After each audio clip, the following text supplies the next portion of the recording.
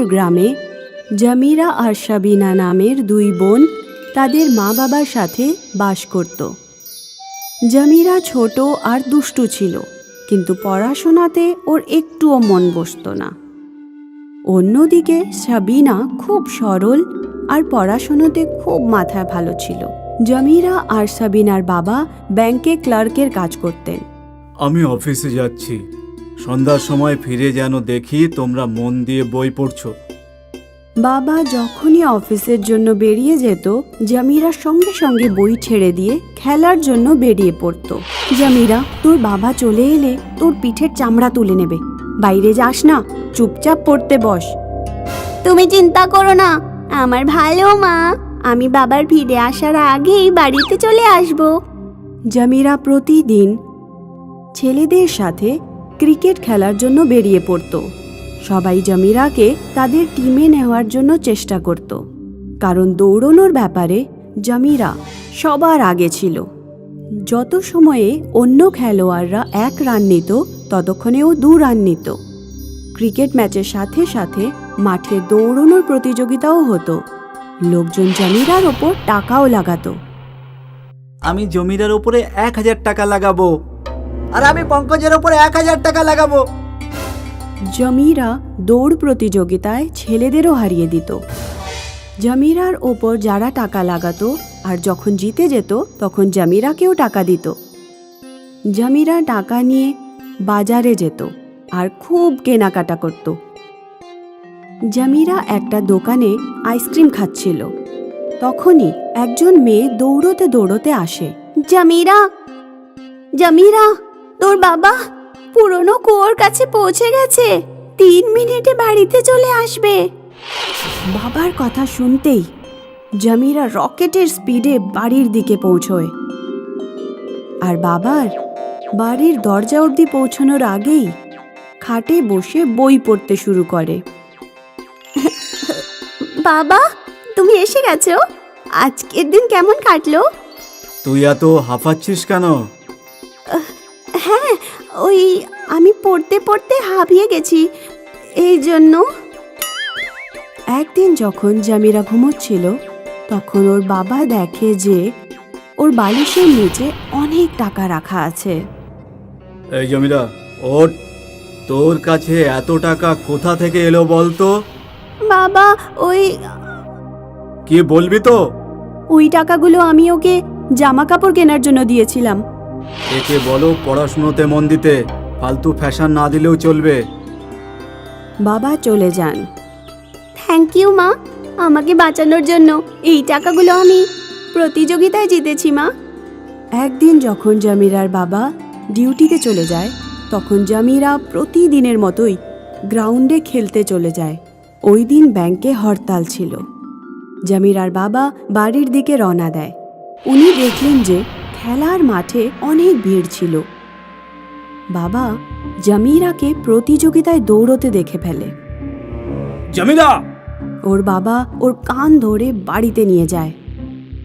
পড়াশুনো ছেড়ে দিয়ে তুই রেস করে বেড়াচ্ছিস? এখান থেকেই তোর সব টাকা এসেছে, বুঝলি? বাবা, আমি একজন অ্যাথলেটিক হতে চাই। ফালতু কথা বলা বন্ধ কর, অনেক দেখেছি তোর নাটক। এই মাসের মধ্যেই তোকে বিয়ে দিয়ে দেবো। জামিরার বাবা জামুরিকে এক গরিব বাড়িতে বিয়ে দিয়ে দেয়। জামিরার শাশুড়ি জামিরাকে সারা দিন বাড়ির কাজে ব্যস্ত রাখত। জামিরার দৌড়ানোর প্রায় বন্ধ হয়ে গেল। জামিরার স্বামী টায়ার পাঞ্চারের কাজ করত গ্যারেজে। একদিন একটা মেয়ে দৌড়তে দৌড়তে জামিরার কাছে আসে। বৌদি, দাদার অ্যাক্সিডেন্ট হয়েছে। জামিরা দৌড়তে দৌড়তে যায় তার স্বামীকে বাঁচানোর জন্য। ওর স্বামী রাস্তায় আহত অবস্থায় পড়েছিল। সকালবেলা রাস্তায় কোনো গাড়ি ছিল না। জামিরা নিজের স্বামীকে নিজের কাঁধে তুলে যত তাড়াতাড়ি সম্ভব দৌড়তে শুরু করে আর হাসপাতালে গিয়ে পৌঁছয়। পরের দিন জামিরার স্বামীর জ্ঞান ফেরে। যদি তোমার ওয়াইফ তোমাকে সঠিক সময় না আনতো, তাহলে তোমার বাঁচানো সম্ভব হতো না। কিভাবে যে তোমাকে ধন্যবাদ জানাবো? আমার প্রাণ বাঁচিয়েছো তুমি। আমি শুনেছিলাম যে তুমি নাকি অ্যাথলেটিক হতে চেয়েছিলে, কিন্তু তোমার বাবা জোর করে আমার সাথে বিয়ে দিয়ে দিল। কিন্তু এবার আমি তোমার অ্যাথলেটিক হবার স্বপ্ন সত্যি হতে সাহায্য করব। জামিরার স্বামী গ্রামের এক দুজন রিটায়ার্ড স্পোর্টস টিচারের সাথে কথা বলে জামিরাকে ট্রেনিং দেবার জন্য। টিচার রাজি হয়ে যায়। পরের দিন থেকে জামিরা নিজের স্পোর্টস টিচারের গার্ডেনে রানিং করা শুরু করে। প্রথমে তুমি বেশি সময় ধরে দৌড়ানোর চেষ্টা করো, আর তারপর স্পিডের দিকে নজর দিও। কিছুদিন পর গ্রামে এক দৌড় প্রতিযোগিতার আয়োজন করা হয়। গ্রামের সব ছেলেরা প্রতিযোগিতায় অংশ নেয়। আমি 3 বলতেই সবাই দৌড়াতে শুরু করবে। 1, 2, 3। সব প্রতিযোগীরা দৌড়তে শুরু করে। প্রথমের দিকে অন্যান্য ছেলেরা প্রথম সারিতে থাকে। তারপর জামিরা অনেক জোরে দৌড়তে শুরু করে আর অন্য ছেলেদের তুলনায় জোরে দৌড়তে থাকে। জামিরা প্রতিযোগিতায় প্রথম স্থান অধিকার করে। তারপর জামিরা শহরে গিয়ে স্টেট লেভেলের প্রতিযোগিতায় অংশ নেয়। জামিরা ওখানে গোল্ড মেডেল জেতে। জামিরার নাম আসে খবরের কাগজে। রাজ্যের মুখ্যমন্ত্রীর নজরও জামিরার ওপরে পড়ে। মুখ্যমন্ত্রী তখন জামিরাকে অলিম্পিকের জন্য রেকমেন্ড করে। জামিরা 5 বছর অলিম্পিকের জন্য প্রস্তুতি নেয় আর অলিম্পিকেও গোল্ড মেডেল জেতে। জামিরা যখন মেডেল নিয়ে নিজের গ্রামে পৌঁছয় তখন গ্রামের লোকেরা খুব খুশি হয়ে ওঠে আর ওকে স্বাগত জানায়। জামিরার বাবাও ওখানে উপস্থিত ছিলেন। মা, আমাকে ক্ষমা করে দে। আমি তোর ট্যালেন্টকে বুঝতে পারিনি। আজকে আমি বুঝতে পেরেছি পড়াশোনাই জীবনের সবকিছু নয় মা। হ্যাঁ বাবা, প্রত্যেকটি বাচ্চার ভেতরে আলাদা আলাদা ট্যালেন্ট থাকে। বাচ্চারা যেদিকেই যেতে চায় আমাদের ওদের ওই ফিল্ডে আগে নিয়ে যাওয়া উচিত। বউয়ের ইউটিউব চ্যানেল। হরিপুর গ্রামে সোনাম নিজের মা বাবার সঙ্গে থাকত। সোনামের বাবা রেলওয়েতে সরকারি চাকরি করতেন, কিন্তু ওনার জুয়া খেলার বাজে অভ্যেস ছিল। এই জন্য সোনামের মাকে কাপড় ইস্ত্রি করে ঘর চালানোর টাকা জোগাড় করতে হতো। সোনাম, মোবাইল পরে দেখিস বাবা, যা পণ্ডিতের বাড়িতে গিয়ে এই কাপড় দিয়ে আয়। দাঁড়াও না মা, এই ভিডিওটা পুরো দেখে নি, তারপর আমি যাব। তুই উঠবি না কি? এইবার এই গরম গরম ইস্ত্রিটা তোর হাতে লাগিয়ে দেবো। সারা দিন ধরে ইউটিউবের ভেতর ঢুকে থাকে। আরে কি হলোটা কি? ওকে কেন বকছো? তুমি তো কিছু না বললেই ভালো হয়। তুমি যদি নির্লজ্জের মতন সমস্ত টাকা জুয়াতে না উড়াতে, তাহলে আমাকে এই সমস্ত ব্যবসা করতেই হতো না। এটাও দেখতে পাও না যে মেয়ে ক্রমশ বড় হয়ে চলেছে, এবার ওর বিয়ে দিতে হবে তো। আরে বিয়ে হয়ে যাবে খুন, তুমি এত চিন্তা করছো কেন? সোনাম কাপড় জামা পৌঁছানোর জন্য পণ্ডিতের বাড়ি পৌঁছয়। পণ্ডিতের ছেলে কৌশলের স্বভাব চরিত্র ভালো ছিল না। ও সব সময় সোনামকে বিরক্ত করার সুযোগ খুঁজত। আরে সোনাম, তোর বাবা তোকে এই বয়সে কাজ করাচ্ছে। যদি ওনার কাছে তোর বিয়ে দেওয়ার জন্য টাকা নেই, তাহলে আমাকে বিয়ে করে নে। তোর মতন অসভ্য ছেলেকে কখনো বিয়ে করব না। তুই আমাকে কি বললি? শয়তান! কৌশল ওর বন্ধুদের সামনে সোনামকে উল্টো পাল্টা কথা বলে আর ওর বিনুনি ধরে টেনে দেয়। সোনাম কাঁদতে কাঁদতে বাড়ি পৌঁছয় আর সমস্ত কথা ওর বাবাকে খুলে বলে। ওই ঠাকুরের ছেলের এত সাহস! আমি ওকে এক্ষুনি শিক্ষা দিচ্ছি। সোনামের বাবা খুব রেগে গিয়ে কৌশলের কাছে যায় আর সামনে গিয়ে কৌশলকে জোরে একটা থাপ্পড় মারে। আমার মেয়ের থেকে দূরে থাকবি। কৌশল ক্রোধে উন্মাদ হয়ে যায়। ও আরো কয়েকজন জুয়ারিকে ডেকে পয়সা দিয়ে বলে, ওই সোনামের বাবাকে সারা জীবনের জন্য সাল্টে দিবি। ওই দিন রাত্রে সোনামের বাবা যখন জুয়া খেলছিল তখন কয়েকজন জুয়ারি ওনাকে ঘিরে ধরে। ওরা সোনামের বাবার কাছ থেকে সমস্ত টাকা ছিনিয়ে নেয় আর তারপর ধাক্কা দিয়ে নদীতে ফেলে দেয়। তারপর গ্রাম থেকে পালিয়ে যায়। গ্রামের একজন মহিলা পরের দিন সোনামদের বাড়িতে এসে খবর দেয় যে ওর বাবার মৃতদেহ নদীর কিনারে পড়ে আছে।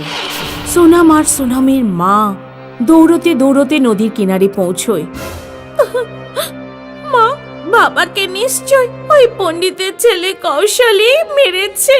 সোনামের মায়ের মনে একটা ভয় বসে যায়। এবার ওই পণ্ডিতের ছেলে কৌশল সোনামের সাথে যদি কিছু খারাপ কাজ করে, এই ভয়েতে ওর মা অনেক দূরে এক গ্রামের একটি ছেলেকে খুঁজে সোনামের তাড়াতাড়ি বিয়ে দিয়ে দিল। বিয়ের পর সোনাম জানতে পারল ওর স্বামী বিপিন রোজ নেশা করে। প্রায় ওকে রাত্রে গ্রামের নালাতে পড়ে থাকতে দেখা যায়। সোনামকে রোজ ওকে তুলে নিয়ে এসে বাড়িতে পৌঁছাতে হয়। বিপিন বাড়িতে কোনো টাকাও দিত না। একদিন সোনামের শাশুড়ি সোনামকে বলল, বৌমা, আমি ভেবেছিলাম বিয়ের পর বোধহয় ছেলেটা ঠিক হয়ে যাবে, কিন্তু তাও তো হলো না। এবার তোমাকেই ঘর চালাবার জন্য কিছু করতে হবে। সোনাম ইউটিউবে ভিডিও দেখে দেখে বড় হয়েছে, তাই ও মনে মনে ভাবলো আমি একটা ইউটিউব চ্যানেল খুলে ফেলি। কিন্তু শুরুতে বৌমা আর শাশুড়ির কাছে কোনো অর্থই ছিল না। মা দেখুন, আমাদের কাছে শুধু একটা মোবাইল আছে, আমি বুঝতেই পারছি না আমাদের কোন জিনিসের চ্যানেল খোলা উচিত। আমরা মানুষকে খাবার তৈরি করা আর আচার বানানো শেখাতে পারি, কিন্তু ইউটিউবে আগে থেকে প্রচুর খাবার বানানোর চ্যানেল আছে। হতে পারে, কিন্তু ঘরোয়া খাবার বানানো কেউ শেখায় না। আমরা গ্রামের ঘরোয়া খাবার বানানো শেখাবো। সোনাম ওর প্রথম ভিডিওতে সবাইকে চালের পায়েস বানানো শেখালো। সোনামের প্রথম ভিডিওটা প্রচুর রেসপন্স পেল আর অনেক মানুষ অনেক কমেন্ট করলো। এরপর সোনাম লুচি, আলুকপির তরকারি, কচুরি, দোসা, ইডলি, নানান রকমের লাড্ডু এই সব ভিডিও বানিয়ে নিজের চ্যানেলে দিয়ে দিল। সোনাম খাবার বানাতো আর ওর শাশুড়ি মোবাইল ধরে ভিডিও শুট করতেন। মোটামুটি ৩-৪ মাস ধরে অনেক পরিশ্রম করার পর ইউটিউব থেকে টাকা আসতে শুরু করলো। মা জানেন, আজ ইউটিউবের তরফ থেকে $100 এসেছে। মাত্র 100 টাকা? এত পরিশ্রম করার পর? 100 টাকা নয়, $100। ডলার আমেরিকার মুদ্রা, যেমন ভারতের টাকা। $100 মানে ৭,৫০০ টাকার সমান। ইউটিউব চ্যানেল থেকে টাকা আসার পর সোনামের বাড়ির আর্থিক অবস্থা একটু ভালো হয়। ওরা তখন একটা নতুন গ্যাস স্টোভ কিনে ফেললো আর একটা ক্যামেরাও। একদিন যখন সোনাম দুধ থেকে ক্ষীর বানানো শেখাচ্ছিল, তখন হঠাৎ করে দুধ গ্যাস থেকে পড়ে যায় আর গরম দুধ সোনামের মুখের ওপর এসে পড়ে। সোনামের শাশুড়ি দৌড়ে যায় বিপিনের কাছে সাহায্যের জন্য, কিন্তু বিপিন রোজকার মতো নেশা করে নালাতে পড়েছিল। শেষ অবধি সোনামের শাশুড়ি গ্রামের আরেকজন লোককে ধরে বাড়িতে নিয়ে এলো আর ওনার সাহায্যে সোনামকে হসপিটালে ভর্তি করলেন। রোজ সোনাম বিপিনকে উঠিয়ে নিয়ে যেত, কিন্তু সেদিন সোনাম হসপিটালে জীবন আর মৃত্যুর মধ্যে লড়াই করছিল। ওদিকে বিপিন ওই রাত্রে নালাতেই পড়ে থাকলো। সকালে যখন জ্ঞান ফিরল, আরে আমি এখানে নালার পাশে? রোজ তো নিজের বাড়ির থেকেই ঘুম থেকে উঠি। তুমি খুবই নিচু মনোবৃত্তির লোক। রোজ তো তোমার বউ এসে তোমাকে তুলে নিয়ে যায়। আজ বেচারি হাসপাতালে পড়ে আছে, ও পুড়ে গেছে। তোমার মা তোমার কাছে এসেছিল সাহায্য চাইতে, কিন্তু তোমার তো হুঁশই ছিল না। বিপিন মনে মনে খুবই লজ্জা পেল। ও তাড়াতাড়ি দৌড়ে হসপিটালে পৌঁছলো। সোনাম অজ্ঞান অবস্থায় বেডের উপর শুয়েছিল। আমাকে ক্ষমা করে দাও সোনাম, আমি তোমার দিকে একদম খেয়াল রাখিনি। 2 দিন বাদ সোনামের জ্ঞান ফিরল। আমি যা করেছি তার জন্য আমি অনুতপ্ত। আমি মদ খাওয়া ছেড়ে দিয়েছি। আমিও ইউটিউব চ্যানেলে গিয়ে ভিডিও তৈরি করতে তোমাকে সাহায্য করব। ঠিক আছে, আমার পুড়ে যাওয়ায় কিছু ভালো তো ঘটল।